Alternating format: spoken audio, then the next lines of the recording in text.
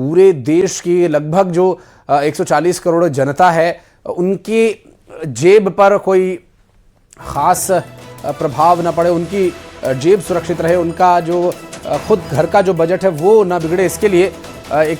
जो स्ट्रेस की स्थिति रहती है, जो तनाव रहता है बजट का, उस तनाव को दूर करने में दही और चीनी एक महत्वपूर्ण भूमिका निभाते हैं।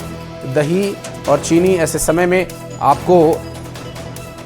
अपने संतुलन को बनाए रखने में मदद करती है और आप अंदाज़ा लगा सकते हैं इस बात का क्या कि कितना बड़ा ये काम है, कितनी बड़ी ये जिम्मेदारी है। चूँकि अब अगर छोटे से अनुभव से या छोटे एग्जाम्पल से अगर खुद पर भी डालकर देखें कि जब हमारे पास सैलरी आती है, घर का हमें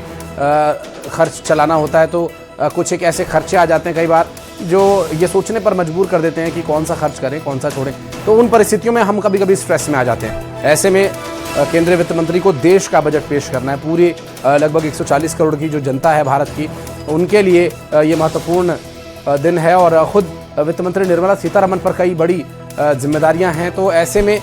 इस दही और चीनी का जो अर्थ है, इस दही और चीनी का जो असर है वो लंबे समय तक दिखे, इसके लिए वित्त मंत्री निर्मला सीतारमण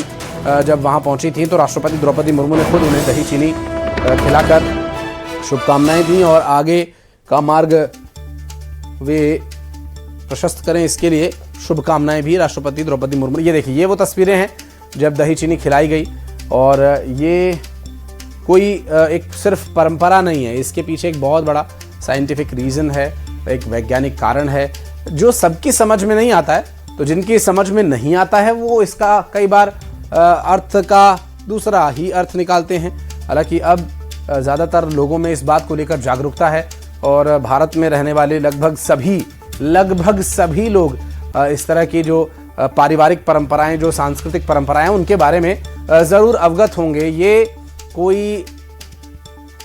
सिर्फ एक परंपरा नहीं है बल्कि इसका एक बहुत बड़ा और गूढ़ अर्थ है। राष्ट्रपति भवन से सामने आई ये तस्वीरें इस वक्त आपकी स्क्रीन पर हम आपको दिखा रहे हैं, जहां